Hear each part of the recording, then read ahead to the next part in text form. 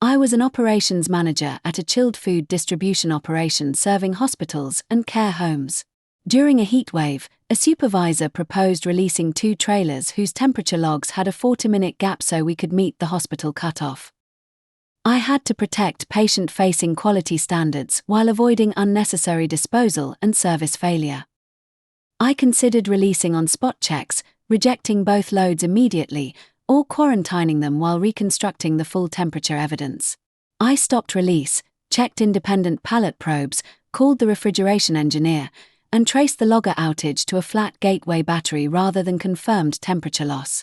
I kept both trailers quarantined, split urgent hospital lines, sourced verified stock from a nearby depot, and required quality, not operations, to approve any release. Transport highlighted £28,000 of spoilage exposure and escalating customers. I communicated the delay honestly and refused to treat absence of evidence as evidence of safe custody. When 6 pallets showed probe readings close to the limit, I rejected those pallets and released only stock with continuous corroborating evidence after quality approval. I also documented the operating assumptions, named the owner for each follow-up action, and set a clear review date so that temporary controls could not quietly become permanent. I wrote the decision, assumptions, owners, and stop conditions on a 1-page control plan so the next shift could challenge the logic rather than rely on verbal context. I used both a leading indicator and a customer outcome measure that prevented a short-term productivity improvement from hiding quality, safety, or backlog age. During implementation, I stayed at the operating point for the first cycle, asked frontline employees what the mechanism missed, and changed only one variable at a time. I assigned named owners for each checkpoint and made escalation thresholds visible in the shift huddle, which reduced ambiguity when I was not physically present. After stabilization, I compared the result with the original baseline, checked for cost or defect displacement, and documented the mechanism for the other shifts.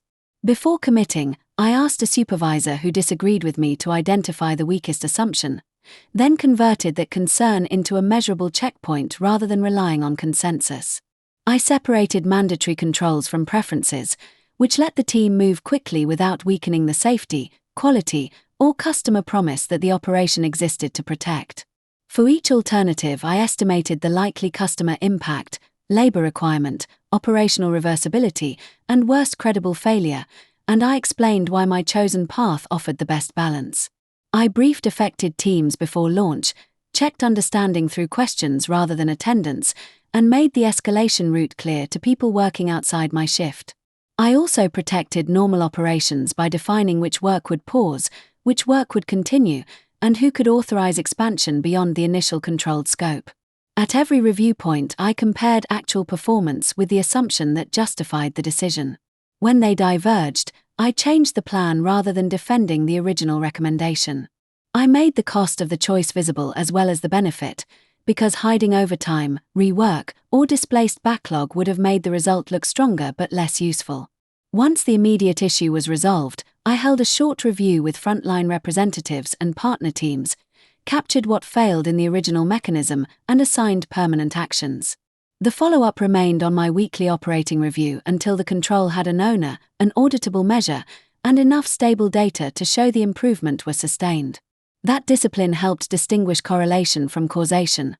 I looked for the expected change at the affected process step before crediting the intervention for the overall outcome. All critical hospital orders arrived that day, no unsafe stock shipped, and disposal was limited to £4,600. We added battery alarms and a departure interlock. Missing log events fell from 7.25 to 0 for 6 months. Before closing the action, I sampled performance across different shifts and demand conditions, so the result did not depend on one unusually experienced team or a quiet operating window. High standards require a clear independent release mechanism and creative recovery around the standard, never reinterpretation of the standard to protect a metric.